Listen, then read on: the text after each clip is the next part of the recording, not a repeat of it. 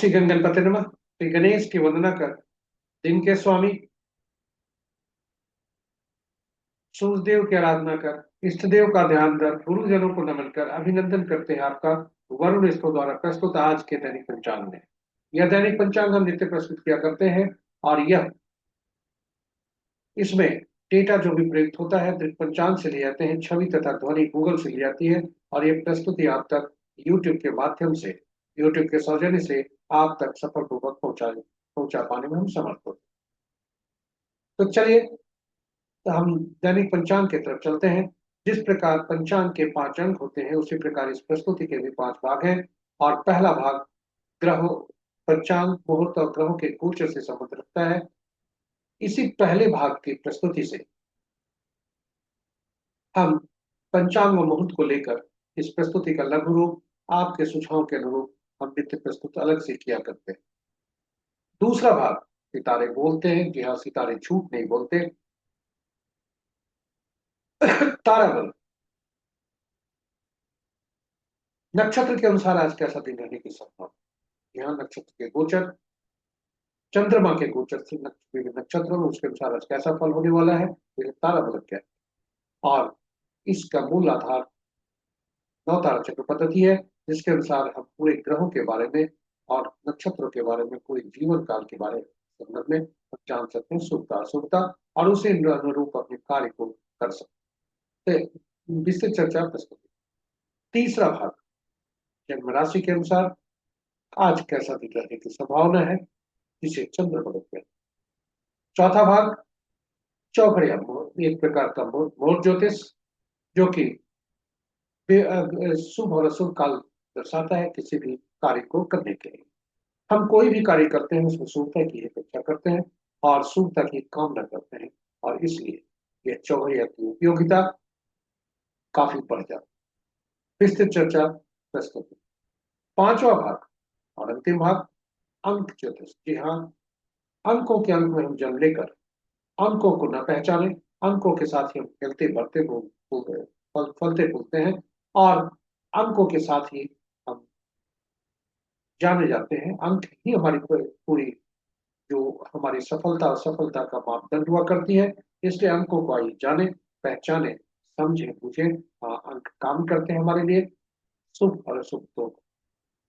तो इसलिए अंकों को सही से समझकर, उन्हें जानकर, उन्हें परख कर, उन्हें सही ढंग से उपयोग कर हम शुभता प्राप्त कर सकते हैं। जी हाँ, अंक काम करते भी है और अंक बोलते भी है। विभिन्न तिथि, किसी भी माह के विभिन्न तिथियों को जन्म जातक के लिए आज के अंक क्या बोल रहे, इसी प्रस्तुति। इस प्रकार ये पूरी प्रस्तुति 5 भाग आपके लिए हम संजो कर लाए हैं, रोचक बनाकर, उपयोगी बनाकर, ज्ञानवर्धक बनाकर तथा महत्वपूर्ण। तो कहीं जाइएगा नहीं, हमारे साथ बने रहिए अंत तक और इससे लाभान्वित हो। इसलिए यदि इस प्रस्तुति को आप पहली बार देख रहे हैं तो हमारे चैनल को सब्सक्राइब करना ना भूलें, साथ ही साथ नोटिफिकेशन बटन को भी दबा दें, ताकि हमारे हर प्रस्तुति की सूचना आप तक पहुंच सके और आप उससे लाभान्वित हो। तो चलिए चलते हैं पंचांग की तरफ। जी हाँ, पंचांग की तरफ चलें और पंचांग के बारे में थोड़ी सी जानकारी ले लें। पंचांग हमारे जीवन में अहम भूमिका अदा करती है। यह केवल शुभ और जानने का माध्यम नहीं है, यह हम सबकी निर्णय क्षमता को सुदृढ़ करता है, आत्मबल बढ़ाता है। पंचांग प्रकृति और ब्रह्मांड की ऊर्जा के साथ संतुलन स्थापित करने में सहायक होता है, जिसके फलस्वरूप के जीवन में शांति, समृद्धि और सकारात्मकता का संचार होता है। अतः पंचांग का अनुसरण करके हम अपने जीवन को अधिक सफल और समृद्ध बना सकते हैं। तो चलिए आइए पंचांग की महत्ता को समझते हुए, उसकी उपयोगिता को जीवन में समझते हुए, आइए चलिए हम सब पंचांग का अनुसरण करके अपने जीवन में शांति, समृद्धि और सकारात्मकता का संचार सुनिश्चित करते हुए जीवन को अधिक सफल और समृद्ध, साथ ही साथ साझा कर प्रस्तुति को अपने मित्रों, परिजनों और शुभेच्छुओं के संग, ताकि वे भी पंचांग का अनुसरण करके अपने जीवन में शांति, समृद्धि और सकारात्मकता का संचार करते हुए जीवन को अधिक सफल और समृद्ध। इन्हीं शब्दों के साथ हम आपको ले चलते हैं श्री राम का उद्घोष करते हुए और हनुमान का नाम लेते हुए पंचांग के, दैनिक पंचांग के पहले भाग। जय श्री राम, जय हनुमान। स्वागत है आपका पहले भाग में। पहले भाग में आपका स्वागत है। आज का दिनांक 1 फरवरी 2026, माघ माह माघ, पक्ष शुक्ल, शाका संवत 1947 विश्व, विक्रम संवत 2082 कलायुग और कलयुग का 5126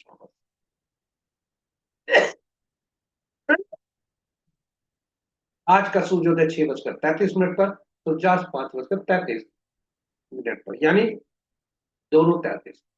सूर्योदय 6:33 और सूर्यास्त 5:33 पर। आज का sunrise at 6:33 AM and sunset at 5:33 PM.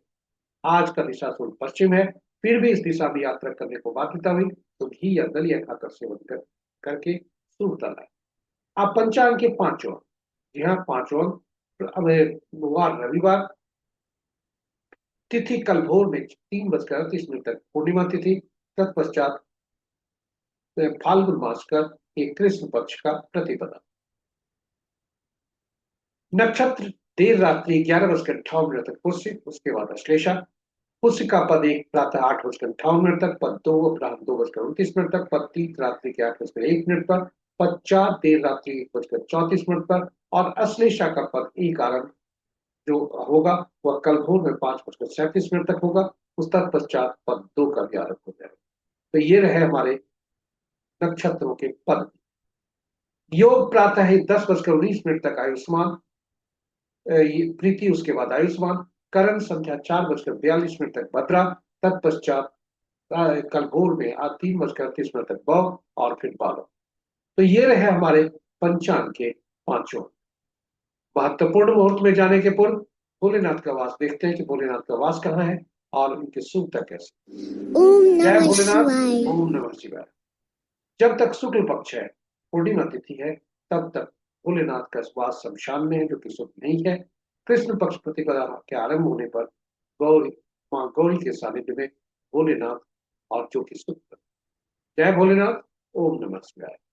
महत्वपूर्ण मुहूर्त के शुभ ओम नमः शिवाय। 11:41 से 12:25 तक, अमृत काल संध्या 5:59 तक, रात्रि के 5:59 से रात्रि के 7:29 तक, रवि पुष्य योग तथा सर्वार्थ सिद्धि योग प्रातः 6:33 से रात्रि के 11:58 तक। विजय मुहूर्त अपराह्न 1:53 से 2:37 अपराह्न तक, गोधूली बेला संध्या 5:33 से 5:57 संध्या तक और निशिता मुहूर्त देर रात्रि 11:37 से मध्य रात्रि 0:29। रात्रि में केवल पूजा पाठ जब तक साधना तंत्र मंत्रादि के लिए निशिता मुहूर्त श्रेष्ठ हुआ करते हैं। अशुभ मुहूर्त में सबसे प्रभावी राहु काल अपराह्न 4:11 से सूर्यास्त तक, गुलिक काल अपराह्न 2:48 से 4:11 तक, यमगढ़ दिन के 12:03 से अपराह्न 1:26 तक, वर्ज मुहूर्त प्रातः 9:02 से 10:31 रात्रि तक, सॉरी वर्ज रात्रि तक, भद्रा प्रातः 6:33 से 4:42 अपराह्न तक और गणगौर देर रात्रि 11:58 से 6:33 तक। उसका पता उसके पश्चात में। आज का भद्रा का वास पाताल में है, मृत्यु लोक में है, जो कि अशुभ है। यहाँ एक भूल सुधार।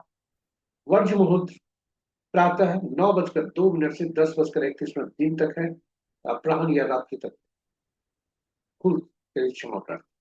ग्रहों की आकाशीय स्थिति को देखें तो अंश के अनुसार बुधदेव कमजोर अवस्था में, क्योंकि वे राशि परिवर्तन करने वाले हैं। शनिदेव अंश के अनुसार कम है।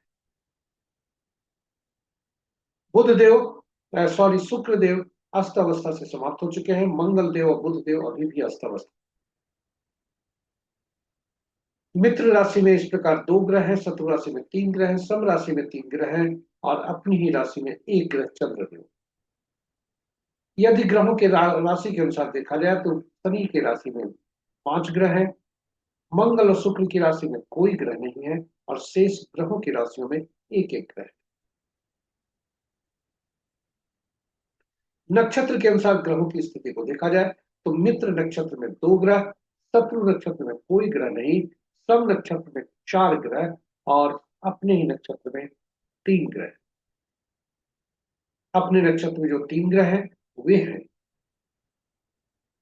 बृहस्पति देव, शनि देव और राहु देव। केतु, सूर्य और बुध के नक्षत्र में कोई ग्रह नहीं है। चंद्रदेव, मंगल देव, शनि देव के नक्षत्र में 2-2 ग्रह हैं। शेष ग्रहों के नक्षत्र में 1-1 ग्रह। इस प्रकार आज किसी भी ग्रह का राशि परिवर्तन नहीं है। जी हाँ, और मंगल देव 25/4/2026 तक अस्त व्यस्त। ये रहे हमारे ग्रहों के आकाशीय स्थिति और पहले भाग की प्रस्तुति। आपको दूसरे भाग में ले चलते हैं जो कि चंद्रमा के गोचर से संबंध रखता है, जिसे ताराबलम कहते हैं। ताराबलम मुख्यतः 9 तारा चक्र पद्धति पर आधारित है। ताराबलम के समक्ष आपके समक्ष जो सारणी है वो ताराबलम पर है। यह चंद्रमा के गोचर से संबंध रखता है। ताराबलम के समक्ष जो सारणी है, नक्षत्रों के नाम है, वे चंद्रमा के गोचर से संबंध रखते हैं। और चंद्रमा ताराबलम के नीचे जो नक्षत्रों के नाम है वह हमारे जन्म नक्षत्र से संबंध रखते हैं। यहाँ यह जन्म नक्षत्र से संबंध है। और इस प्रकार ताराबलम चंद्रमा जिस नक्षत्र में होते हैं और हमारा जो नक्षत्र होता है, ये दोनों का मिलान जहां होता है वही हमारा फल होता है। कुल 9 तरह से इसके फल हो सकते हैं। जब आप हमारा तारा बता सकता है, सितारे बता सकते हैं कि तारे आज का जन्म, संपत, विपत, क्षेम, प्रत्यय, साधक, नैपथ्य, मित्र या मित्र में हो सकता है। यानी 9 परिस्थितियां बन सकती है। जब भी जब भी आज का तारा संपत, क्षेम, साधक, मित्र या मित्र में होगा तो वह शुभता की तरफ बताता है। वही जन्म, विपत, प्रत्यय और नैपथ्य में हो तो अशुभता की तरफ इंगित करता है। जब शुभ हो हमारा तारा, सितारे शुभ की तरफ बता रहे हैं, जी हाँ, झूठ कभी नहीं बोलते। और वह जो बता रहे हैं तो हमारे दैनिक कार्य को तो हम करेंगे ही उत्साहपूर्वक, नए कार्य का भी आरंभ कर सकते हैं। वही ठीक इसके विपरीत जन्म, विपत, प्रत्यय और नैपथ्य में होने से जो कि अशुभ तारा है, उसके होने पर हमें दैनिक कार्य में सावधानी और नए कार्य को आरंभ नहीं करना। जी हाँ, और कभी भी अति उत्साहित होकर जो अशुभ तारा है उसको शुभ तारा में परिवर्तित करने का हम उपाय न करें तो बेहतर है, क्योंकि जोखिम लेने से हो सकता है हमारे शुभ कार्यों में प्रतिफल शुभता नहीं है। तो ये जो नौ तारा ताराबलम जो पद्धति है वह मूलतः 9 तारा चक्र पद्धति पर आधारित है। और 9 तारा चक्र पद्धति से हम यह देख सकते हैं कि पूरे जीवन काल में ग्रहों की स्थिति, ग्रहों के फल कैसे होंगे, नक्षत्रों के फल कैसे होंगे और जन्म कुंडली में बैठे ग्रह और नक्षत्र कैसा होंगे। जी हाँ, ये 9 तारा चक्र पद्धति मूलतः ही सिद्धांत पर आधारित है कि ग्रह के मन नक्षत्र होते हैं, यानी नक्षत्र ही ग्रह के फल देते हैं, ग्रह अपना फल नहीं देते। प्रश्न उठता है कुल 27 प्रश्न उठता है कि कुल 27 हमारे नक्षत्र है और 9 ही ग्रह है। कौन से नक्षत्र किस ग्रह के फल दें, इसके लिए हम नक्षत्रों को 27 नक्षत्रों को 9 नक्षत्रों की सूची बनाकर 3 श्रेणियों में रखते हैं और 3 जो उसकी सूची आपके समक्ष है। और ग्रहों को महादशा के क्रम में रखा गया। ग्रह को महादशा में इस तरह से रखते हुए केतु पहला देव, शुक्र दूसरा, सूर्य केतु पहला, शुक्र दूसरा, सूर्य तीसरा, चंद्रमा चौथा, मंगल पांचवा, राहु छठा, बृहस्पति सातवां, शनि आठवां और बुध नौवां। और इस प्रकार ग्रहों की सूची को रखते हुए पहला ग्रह जो बने केतु देव, उनके साथ हर श्रेणी में से पहला नक्षत्र जो हुआ, यानी पहला, 10वां और 19वां नक्षत्र, इनका स्वामित्व मिला। शुक्रदेव को दूसरा ग्रह बने, दूसरा, 11वां और 20वां नक्षत्र का स्वामित्व मिला। और सूर्य देव को जो तीसरा ग्रह है उनको तीसरा, 12वां और 21वां नक्षत्र का स्वामित्व। चंद्रदेव चौथा ग्रह, चौथा, 13वां, 22वां नक्षत्र का स्वामित्व। और इसी क्रम में घड़ी की दिशा में आगे बढ़ते हुए बुध देव को, बुध जो 9वां ग्रह बने, 9वां, 18वां, 27वां नक्षत्र का स्वामित्व। और यह सूची इस प्रकार।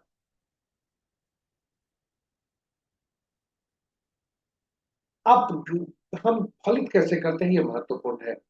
जब हम अपने नक्षत्र को इंगित करते हैं कि नक्षत्र हमारा कहाँ, जन्म कुंडली में कहाँ है, और जहां है वह ग्रह पहला ग्रह बनता है, और वहां से जो पहला ग्रह बनता है, उसी दशा महादशा में हमारा जन्म हुआ होता है, और उसी दशा महादशा में पिछले जन्म में मृत्यु हुआ करती है। तो पहला ग्रह से घड़ी की सुई की दिशा में आगे बढ़ते हैं, और घड़ी की सुई की दिशा में जब आगे बढ़ेंगे तो पहला ग्रह जो है वो हमारे लिए अशुभता की तरफ इशारा करता है, पीड़ा देता है।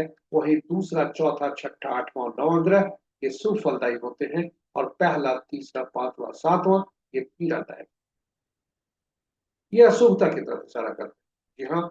और जब हम ये जान गए कि हमारे कौन से ग्रह शुभ फल देंगे, तो ये शुभ फलदायी है, कौन से पीड़ादायक है, तो हम दशा महादशा का फल भी जानकर और अवधि समझकर, अवधि का ज्ञान लेकर, हम उस शुभ दशा महादशा की अवधि में शुभ कार्यों का योजनाबद्ध तरीके से निष्पादन करके हम शुभता सुनिश्चित कर सकते। वहीं अशुभ तारों के, अशुभ ग्रहों की स्थिति में, उनके महादशा की स्थिति में हम चुनौती का सामना करने के लिए मानसिक रूप से अपने आप को, खुद को तैयार करते हैं, और यह हमारे लिए अंत तो गत्वा लाभदायक। तो इस प्रकार हम दशा महादशा का फल जान सकते हैं, जन्म कुंडली में बैठे ग्रहों के फल जान सकते हैं। उदाहरण स्वरूप, यदि हमें संपत्ति चाहिए, तो संपत्ति का ग्रह जो बैठा है, दूसरा ग्रह जो है, जिस जन्म कुंडली में जहां बैठे हैं और जिस नक्षत्र में बैठे हैं, जिस भाव में बैठे हैं, जिस राशि में बैठे हैं, उसके अनुसार हम शुभता अशुभता जान सकते हैं, और उसी के अनुसार कर्म भी कर सकते हैं। हम विभिन्न लोगों से जुड़ते हैं पूरे जीवन काल, उससे पार्टनरशिप करते हैं, बिजनेस पार्टनरशिप, कभी लाभ होता है, कभी हानि होती है, और यह हम जान सकते हैं कि किससे लाभ होगा, किससे हानि होगा। यदि हमारा जो शुभ फलदायी ग्रह है, उसके नक्षत्र में जन्मे जातक से हम संबंध यदि करें तो शुभ फल होगा। वहीं दूसरा ग्रह का नक्षत्र में जन्मे जातक के लिए तो बिजनेस पार्टनरशिप करें तो संपत्ति के लाभ होगी, धन का लाभ होगा। वहीं यदि अशुभ तारों की स्थिति में, अशुभ नक्षत्रों से या अशुभ ग्रहों के नक्षत्रों में जन्मे जातक से जब भी संबंध जुड़ेंगे तो हमारे लिए पीड़ादायक हो सकते हैं। और यही वजह है कि हम पहले से जानकर अपने आप को मानसिक रूप से तैयार करके अपने आप को किसी से अधिक जुड़ सकते हैं, किसी से कम जुड़ सकते हैं, और इसकी उपयोगिता काफी है। इसलिए इसको समझें और इसका सही उपयोग करें। आपके लिए हम इस प्रस्तुति का, क्योंकि नवतारा चक्र पद्धति की अद्भुत पद्धति की महत्ता को समझते हुए हम इस प्रस्तुति को पूरे नवतारा चक्र पद्धति पर अलग से वीडियो भी यूट्यूब पे रखे हैं, आप उसे संदर्भित कर सकते हैं। और इस वीडियो में हमने भगवान राम, माँ सीता तथा पवन पुत्र हनुमान की भी कुंडली रखी है, और आपस के संबंधों का हमने आकलन किया है नवतारा चक्र पर। तो चलिए अब वापस हम कुछ चलते हैं ताराबलम पर, और देखते हैं ताराबलम के अनुसार आज का नक्षत्र क्या क्या है। आज का नक्षत्र गोचर जो कर रहे हैं उत्तरा भाद्रपद में, सॉरी पुष्य नक्षत्र में कर रहे हैं, और ये 11:58 रात्रि तक है। उसके बाद अश्लेषा नक्षत्र, जब ये आप देखें आपके लिए शुभता अशुभता कैसा है, यह आप खुद आकलन कर सकते हैं अपने नक्षत्रों को पहचान कर, जैसा हमने आरंभ में कहा था। और इस प्रकार फलित चांस है। उदाहरण स्वरूप, यदि आपका जन्म भरणी पूर्व फाल्गुनी या पूर्वाषाढ़ नक्षत्र में है तो पहला भाग अति पीड़ादायक है, दूसरा भाग पित्त। वहीं यदि ये आपका पुनर्वसु विशाखा या पूर्वा भाद्रपद नक्षत्र है तो पहला भाग संपत्ति का है, दूसरा भाग विपत्त का है। और आज का तारा यदि देखें तो भरणी पूर्वा फाल्गुनी पूर्वाषाढ़ नक्षत्र में जन्मे जातक के लिए पहले भाग का, और कृतिका उत्तरा फाल्गुनी उत्तराषाढ़ नक्षत्र में जन्मे जातक के लिए दूसरे भाग में अति पीड़ादायक है। इस प्रकार नक्षत्रों को पहचानें, नक्षत्रों को समझें, उनका सही ढंग से उपयोग करके आप शुभता और शुभता प्राप्त कर सकते हैं। और जैसा हमने आरंभ में कहा था कि जब भी आपका तारा आज का अशुभता की तरफ इशारा करता है तो जोखिम नहीं लें, उसके शुभ कार्यों में, शुभता में परिवर्तन करें, थोड़ा सा धैर्य रखें। दूसरी बात, अशुभता की स्थिति में शुभ कार्यों का, नए कार्यों का आरंभ न करें। केवल ज्ञान के लिए, आपके नॉलेज के लिए, आपके लिए बता दें कि जो किताबों में लिखा है किंतु अपुष्ट है, हम भी हिम्मत नहीं है कि इसका उपयोग करने का, इसलिए चूंकि हम खुद कार्यों से में अशुभता की स्थिति में सावधान रहते हैं, क्योंकि हम शुभ कार्यों की अपेक्षा शुभता की अपेक्षा करते हैं अपने कार्यों में। इसलिए हम इसे जोखिम उठाकर अपने कार्यों में अशुभता सुनिश्चित नहीं करते। फिर भी आपकी जानकारी के लिए, यदि तारा जन्म में हो तो पीला कद्दू पत्ते वाली सब्जी का दान, विपत में है तो गुड़ का दान, पत्ते है तो नमक का दान, और निर्धन है तो गुड़ त्याग दिया। इन शब्दों के साथ एक बार फिर आपको बता दें कि यह केवल किताबों में लिखा है, हमने अभी तक उपयोग नहीं किया है, इसलिए इसकी पुष्टि नहीं। इसके साथ ही आज के राशि क्या क्या, चंद्रमा गोचर जो कर रहे हैं उसके अनुसार आज कैसा। जी हाँ, आज चंद्रमा जो गोचर कर रहे हैं वे कर्क राशि में गोचर, और कर्क राशि में चंद्रमा गोचर करने के कारण आज राशि परिवर्तन इनका नहीं है। तो चलिए चंद्र वर्णन के अनुसार आज क्या शुभता और शुभता के संदर्भ में क्या बताता है विभिन्न राशियों के संदर्भ। तो वृषभ, कर्क, कन्या, तुला, मकर और कुंभ राशि के जातक के लिए शुभता के संकेत है। शेष राशि के जातकों के लिए शुभता उतनी नहीं है, इसलिए सावधान। जी हाँ, सावधानी बरतें। और इस प्रकार तीसरे भाग की प्रस्तुति यहाँ पर समाप्त होती है। चौथे भाग में आपका स्वागत। चौथा भाग चौघड़िया से संदर्भ रखता है, जो कि एक प्रकार का मुहूर्त ज्योतिष है, शुभ और अशुभ काल दर्शन। यह किसी भी कार्य के लिए इसका उपयोग किया जा सकता है जाता है, चाहे वह कार्य पहली बार किए जा रहे हो, पूजा पाठ हो, जब तक हो, साधना हो, तंत्र मंत्र हो, पहली बार काम किए जा रहे हो, या हम ऐसे कार्य जिसमें हम शुभता की अपेक्षा करते हैं। हम हर कार्य जो करते हैं उसमें शुभता की अपेक्षा करते हैं, इसलिए इसकी उपयोगिता काफी बढ़ती है।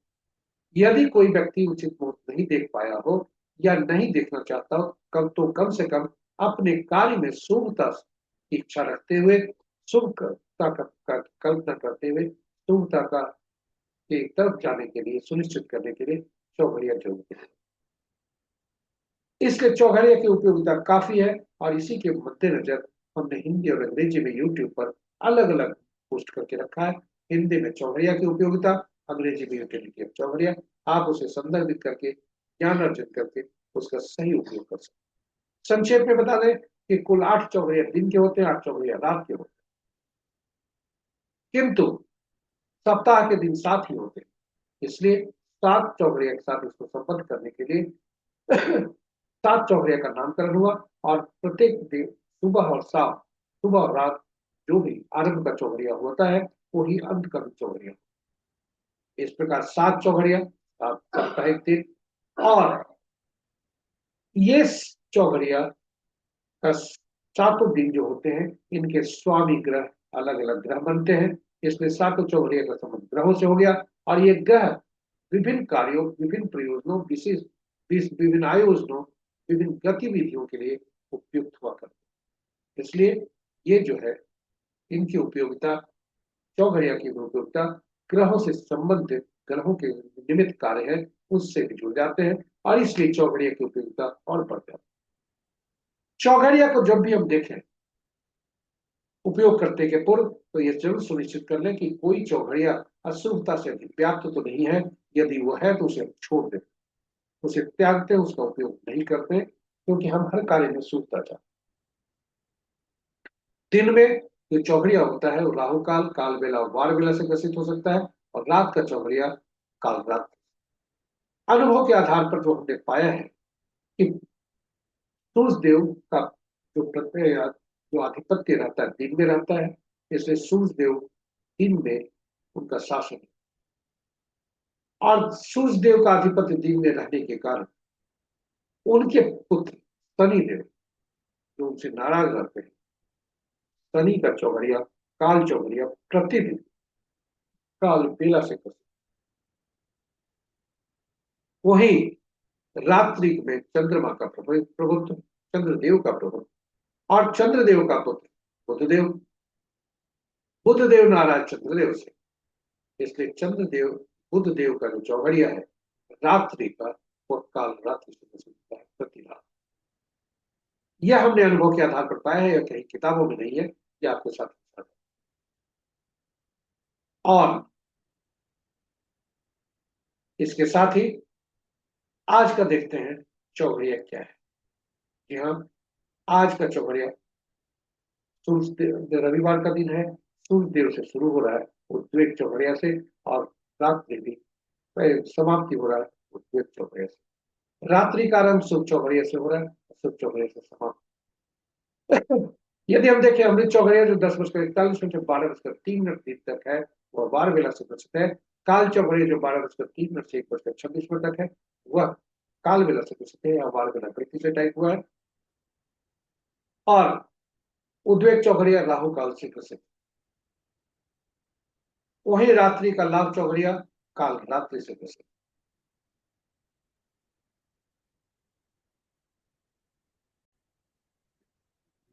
हमने रूल सुधार किया।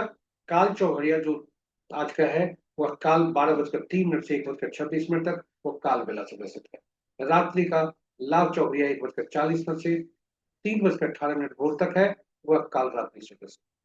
इस प्रकार ये आपके पास हमने समझ आपके समझ रखा चौघड़िया का ये उपयोगिता पर प्रस्तुति।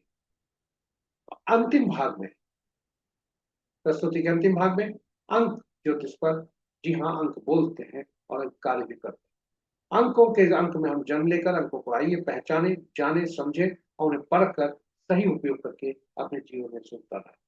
अंक ज्योतिष में 1 से 9 तक अंक ही काम करते हैं। शून्य अंक की गणना में नहीं ली जाती, 10वां अंक कोई नहीं होता। जब भी 2 या 2 से अंकों का ज्यादा समूह आता है तो उन अंक में प्रयुक्त हुए सभी अंकों को जोड़कर एक अंक में परिवर्तित कर लेते हैं। यह अंक ज्योतिष का मूल सिद्धांत है। 1 से 9 तक अंक को देखें तो 5वां अंक ऐसा होता है जो कि मध्य का अंक होता है। यह उसके पहले आने वाले अंक को, बाद में आने वाले अंकों को, दोनों को संतुलित करके रखता है। ये अंक 1 से 9 तक शासक ग्रह इनके सूर्य, 1 के सूर्य, 2 के चंद्रमा, 3 के बृहस्पति, 4 के राहु, 5 के बुध, 6 के शुक्र, 7 के केतु, 8 के शनि और 9 के मंगल, ये शासक ग्रह हुए। और इस प्रकार हर, चूंकि हर ग्रह के अलग अलग तत्व, अलग अलग गुण, अलग अलग ऊर्जा होती है, इसलिए हर अंक के अलग अलग तत्व, अलग अलग अंक, गुण और अलग अलग ऊर्जाएं होती है। और यदि कोई हमारी जन्म तिथि में कोई अंक अनुपलब्ध होता है, मिसिंग होता है, तो उस अंक से संबंधित, उस ग्रह से संबंधित हम जो तत्व है, गुण है और ऊर्जा है, उसकी कमी हम रखते हैं, हमें कमी पाई जाती है।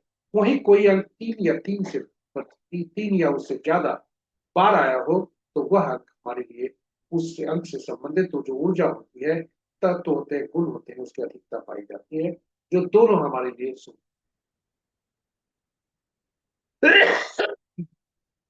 इन अंकों के शासक ग्रह के तत्व, गुण और ऊर्जा के आधारित पर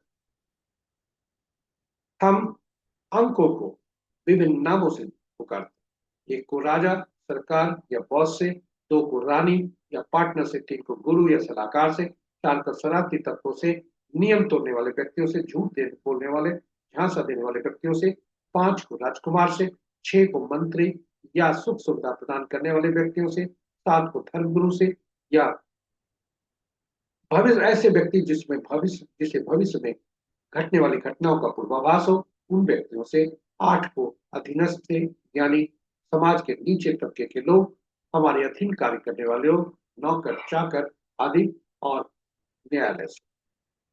9 को सेनापति, पुलिस, डॉक्टर आदि। इस प्रकार हर अंक का अलग अलग नाम, और इन नामों से आप आपस में कैसे संबंध होंगे इसका आकलन खुद कर सकते हैं। फिर भी हम इसकी चर्चा शत्रु अंक से करेंगे। और तटस्थ और मित्र जो भी अंक होते हैं वह हमारे लिए फायदेमंद होता है। एडवांस न्यूमरोलॉजी में हम से समझ सकते हैं कौन मित्र होते हैं, कौन तटस्थ होते हैं, लेकिन शत्रु अंक की चर्चा हम अभी करें। हम जब जन्म लेते हैं तो ईश्वर हमें कुछ जन्म तिथि से नवाजते हैं। हाँ, जन्म तिथि से नवाजते हैं और कुछ अंक से नवाजते हैं, और वह अंक जन्म तिथि के रूप में आता है। और इसमें जन्म, माह, तिथि, माह और वर्ष हुआ करते हैं। तिथि और माह 1 या 2 अंकों का हो सकता है, और वर्ष 4 अंकों। अंक ज्योतिष का मूल सिद्धांत, जब भी 2 या 2 से ज्यादा अंकों का समूह हमारे समक्ष आता है, तो उन अंक में प्रयुक्त हुए सभी अंकों को जोड़कर एक अंक में परिवर्तित कर। जी हाँ, हमने गूगल से एक तिथि ली है जिस ऐसे व्यक्ति का जिनका जन्म तिथि आज है। वैसे तो बहुत लोगों का है, लेकिन एक ऐसे व्यक्ति का जन्म तिथि हमने लिया है जो फेमस भी है, और इसे लगभग सभी लोग जानते हैं। तो ऐसे व्यक्ति का जन्म तिथि लेकर इनका मूलांक आप देखिए, तिथि जो होता है वो हमारा आंतरिक व्यक्तित्व को दर्शाता है। माह जो तो होता है, तिथि और माह मिलकर हमारा बाहरी व्यक्तित्व दर्शाता है, और तिथि माह वर्ष मिलकर भाग्यांक बताता है। तिथि जो मूलांक होता है, तिथि जो होता है उसको मूलांक भी कहते हैं, बोलचाल की भाषा में उसे ड्राइवर कहा जाता है। और तिथि माह और वर्ष को मिलाकर हम भाग जो बनता है वह भाग्यांक होता है। जी हाँ, जब भी दो अंकों का समूह होगा या उससे ज्यादा का होगा तो उसे जोड़कर एक अंक में जरूर परिवर्तित करें। तो हमने वही किया है, सभी अंकों को जोड़कर भाग्यांक निकाला, इनका मूलांक एक बनता है भाग्यांक। और इसी मूलांक और ड्राइवर और कंडक्टर, मूलांक और भाग्यांक, ड्राइवर और कंडक्टर तो पूरा जो कुछ निर्भर है। मूलांक और भाग्यांक यानी ड्राइवर और कंडक्टर आपस में संबंधित हैं। ये अंक परमानेंट होते हैं। जी हाँ, मूलांक को और भाग्यांक दोनों आपस में शत्रु नहीं हो। शत्रु होने से जीवन जिस तरह से बस में, यदि ड्राइवर और कंडक्टर आपस में शत्रु हो तो बस को आरंभ से ही चलने में बाधाएं होती है, समस्या होती है। हमारे जीवन में भी यदि ड्राइवर और कंडक्टर आपस में शत्रु हो जाए तो हमारे लिए जीवन स्ट्रगल सुखरा होता है। इसलिए इन अंकों को पहचानना, समझना, जानना और उन्हें सही ढंग से उपयोग करके अपने जीवन में हम सफलता ला सकते हैं। अब प्रश्न उठता है कि ये दो स्थितियां बन सकती है, ड्राइवर और कंडक्टर आरंभ से ही शत्रु हो, और ड्राइवर और कंडक्टर सब मित्रवत हो, लेकिन जो उस पर पैसेंजर सवार हो वह शत्रुवत। तो वह किसी पड़ाव से हो सकते हैं, और यह इंगित करता है कि हम जीवन में कुछ अंक को ले आते हैं। यहाँ ड्राइवर और कंडक्टर मित्र हैं, हम के अंक मित्रवत हैं, लेकिन हम कुछ अंक शत्रु अंक ले आए जो ड्राइवर कंडक्टर का शत्रु अंक है, और तब वहीं से बात आ सकती है। इसलिए पूरे जीवन काल के लिए यह काफी उपयोगी है इसे समझ कर रखना कि हम शत्रु अंक को पहचान करके उस अंक से दूर रहें। तो चलिए पहले ये जाने कि कौन सा अंक पहले बार बार आया है ताकि उन अंकों को नहीं लाया जाए, और कौन सा अंक नहीं आया है हमारे जन्म तिथि में, उन अंकों को की व्यवस्था करें। और तब ये जानकर फिर हम शत्रु अंक जो है उसमें से छांट कर बाकी अंकों का उपयोग कोई जीवन काल में कर सकते। तो आप इसे नोट करके चले, इनका ड्राइवर, ज्यादातर का जो ड्राइवर है वह एक है, कंडक्टर तीन है। अब जो हम अचीवमेंट नंबर और या एटीट्यूड नंबर निकालते हैं वह अंक बनता है तिथि और माह को जोड़कर, जिसे हम कहते हैं हमारा बाहरी व्यक्ति। तिथि माह और वर्ष को जोड़कर हम भाग्यांक निकालते हैं, वही वर्ष के अंकों को एकल अंक में परिवर्तित करके, और फिर एक अंक में परिवर्तित करते हैं। पुरुष के लिए 11 से उसमें घटा देते हैं, और महिला के लिए 4 उसमें जोड़। तो ये पुरुष का जन्म तिथि है, इसलिए इनका जो है 1971 9 अंक दे रहा है, और 9 में से 11 में से 9 घटाए तो 2 बनता है। इसलिए इनका एंजल नंबर जो अंक बनता है वर्ष को केवल अंकों को आकलन करके, वह 2 बनता है। अब हम यहाँ पर इन अंकों का आकलन करेंगे दो सूत्र पद्धति से कि कौन से अंक में से। एक बॉक्स आपके पास समक्ष रखा हुआ है, आप देखें, यह बताता है पूरे अंकों का सार है। हर बॉक्स में एक एक अंक भरे हुए हैं। जब भी हम आकलन किसी का करेंगे, बॉक्स जितना खाली होगा प्रतिशत संख्या होगी उस अंक का की उपयोगिता के संबंध। जैसे थॉट प्लेन कहता है 4 3 8, इस जातक का देखें 4 और 8 मिसिंग है, इसलिए थॉट प्लेन इनका 33% है। विल पावर प्लेन में 9 5 1 है, इसमें 5 मिसिंग है, फिर 66%। वहीं एक्शन प्लेन में 2 7 6 है, जो कि इनका 70% है, 100%।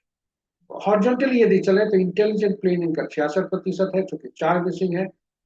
3 5 7 में 5 मिसिंग है, इसलिए इमोशनल प्लेन इनका भी 66% है। और प्रैक्टिकल प्लेन 8 1 6 भी 66% है, जो कि गलत है, और 100% यहाँ लिखा हुआ 66%। तो इस प्रकार सभी अंक के संदर्भ में हमने चर्चा की। अब इनका इस तरह से इनका 4, 5, 6 मिसिंग अंक है और एक 3 बार आ चुके हैं, इसलिए एक अंक को उपयोग नहीं करना है इनके। 2 अंक भी 2 बार आ चुके हैं, इसलिए तीसरा बार नहीं आए तो बेहतर है। और 3 और 9, 7, 6 ये एक एक बार आए हुए, इनका उपयोग किया जा सकता है। 4, 5, 6 4, 5, 8 इनके नहीं आए हैं, इन्हें हम उपयोग में कर सकते हैं कम से कम 2 बार, बशर्ते कि यह शत्रु अंक नहीं। अब हम आते हैं कहां से लाए अंकों को, स्रोत क्या होगा, जिस जो अंक मान लीजिए शत्रु अंक है, तो हम इन अंकों को लाएं तो कहां से लाएं, वह स्रोत क्या होगा। वह स्रोत जानने के लिए आइए हम चलते हैं, वह कहां से ढूंढते हैं, कहां से वह आएगा। वो आता है, जी हाँ, यदि हम मोबाइल अंक लेते हैं तो जिस समय से मोबाइल उपयोग करते हैं और जितने समय के लिए करते हैं वही हमारा ऊर्जा देता है, वह पूरे जीवन काल के लिए ऊर्जा उपयोग नहीं हो सकता है। गाड़ी एक उम्र में लाते हैं, वहां से उपयोग होता है और गाड़ी बदल देते हैं, नंबर बदल जाता है, फिर नंबर ये हो जाता है, इसलिए उसकी उपयोगिता समाप्त हो जाती है। इसलिए ऐसे अंक का उपयोग करना है जो हमें जीवन भर उपयोग करें। यहाँ वह नाम होता है। इस धरती के ईश्वर माता पिता हमें देते हैं हमारे जन्म के बाद, और यह कृति हम लोगों की कृति होती है। और इसलिए आप कहेंगे यह कि जन्म में अक्षर होते हैं, अंक कहाँ से आया, ये इसकी चर्चा हम अभी करते हैं। लेकिन ये जन्म के अंक जो होते हैं हमारे जीवन काल के लिए काफी उपयोगी होते हैं। और जब भी नाम हमारा पुकारा जाता है तो नाम का पहला अक्षर, जो पहला भाग है, वह अति महत्वपूर्ण होता है, सबसे ज्यादा ऊर्जा देता है। नाम का पहला अक्षर जब पुकारा जाता है कहीं भी तो हमारी चेतना ज्यादा जाती है, और उसके बाद जब भी हम नाम को आगे के अक्षरों को पुकारा जाता है हम रिस्पॉन्स करते हैं।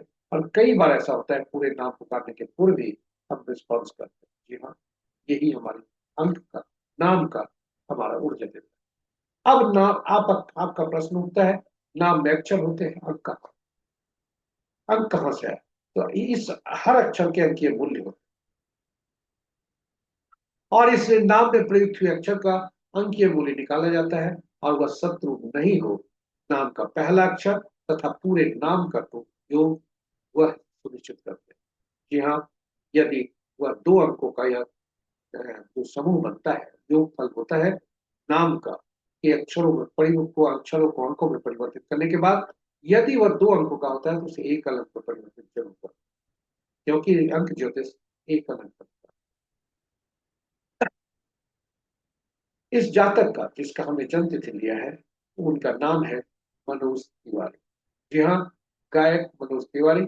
इनका मूलांक देखिए, जो एक और एक है, भाग्य 3 है, और 4 से इनका मान नाम शुरू हो रहा है। 4, तो मनु एम देता है 4 और नामांक 6 पे जाता है। अब ये देखते हैं कि ये मूलांक और भाग्यांक के शत्रु है या नहीं।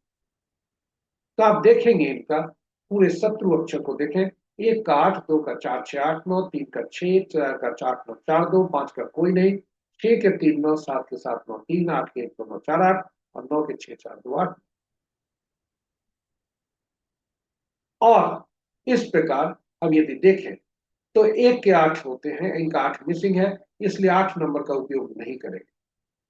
साथ ही साथ 3 के जो मूलांक होते हैं, 1 के 3 आपस में मित्र है, इसलिए ड्राइवर और कंडक्टर आपस में मित्र, शत्रु नहीं है तो मित्र, क्योंकि सूर्य और बृहस्पति आपस में मित्र होते हैं इसलिए मित्र जो होंगे।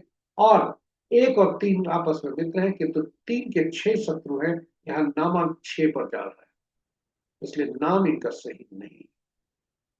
जी हाँ, यदि नाम इनका 5 पे जाए तो इनके लिए बहुत दरवाजे खुल सकते हैं क्योंकि अब केंद्र का नंबर होता है, इनके विल पावर का नंबर होता है, आत्मबल बढ़ाता है, और उसके कारण इनका जो राजयोग है वह बन सकता है, किंतु यह उपलब्ध नहीं है। और इन्हें राजयोग बनने की संभावना छीन लगती है, क्योंकि इनको 6 अंक का उपयोग नहीं करना है और 8 अंक का उपयोग नहीं करना है।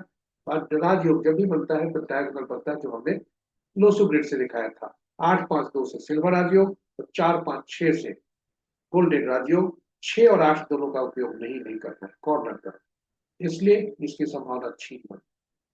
अब इन अंकों को यदि देखा जाए, आपके समक्ष हमने अंकों का विभिन्न ये अंक जो होते हैं उनके 1 से 9 तक के 70 अक्षर भी हमने रखा है, जो कि नाम का पहला अक्षर ना हो, चाहे वह हमारे कार्य से संबंधित हो या हमारे नाम से।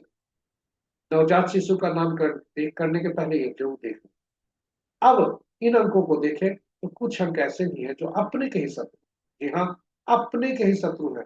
4 अपने के शत्रु, 4 4 का, 7 7 का, 8 8 का और 9 9 का, यानी इन अंकों की पुनरावृत्ति नहीं। 4 अंक इस जातक के लिए एक 4 अंक मिसिंग है, इसलिए एक ही बार प्रयोग कर सकते। 7 अंक इनका आया हुआ है, इसलिए एक बार उसको टच नहीं करेंगे, उसको एक ही बार प्रयोग में रहने देंगे।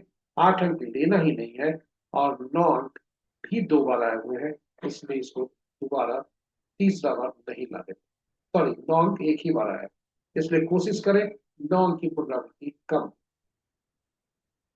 क्योंकि आप प्रैक्टिकल आधार पर देखेंगे, झूठ बोलने वाला व्यक्ति को दूसरा व्यक्ति जो सामने हो वह चाहता है कि हमसे कोई व्यक्ति झूठ नहीं बोले, इसलिए 4 4 में मित्रता नहीं। साधु संन्यासी आपस में ही भिड़ते हैं, या कहें न्यायालय न्यायालय को कह के जजमेंट को काटता है, नौकर नौकर से नाराज होते हैं, उनसे शत्रुता रहती है, एक सैनिक दूसरे सैनिक को नहीं देखना चाहता, इस तरह से प्रतिस्पर्धा रहती है और आपस में दोनों शत्रु में तालमेल नहीं रहते, इसलिए शत्रुता होती है।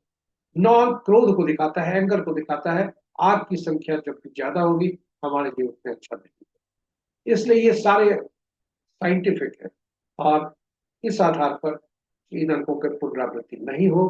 चाहे मोबाइल अंक में लोग ले लेते हैं 7 कई बार, याद रखें मोबाइल का अंतिम 4 अंक बहुत महत्वपूर्ण। और नाम का जब हम करें तो वॉवेल ज्यादा हो, कॉन्सोनेंट कम हो तो बेहतर। इसी के साथ हम आपको आगे ले चलते हैं, वर्ष वर्ष फल कैसे ज्ञात करें, यह आपके बोनस के रूप।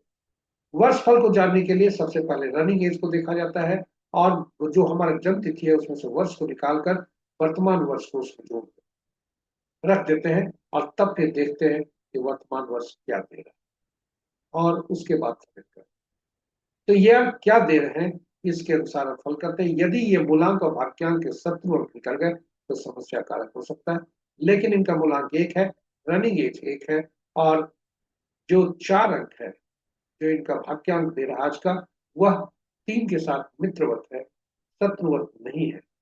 कम से कम शत्रुवत नहीं है, इसलिए इनके जो इस वर्ष है ये अच्छे जाने की संभावना।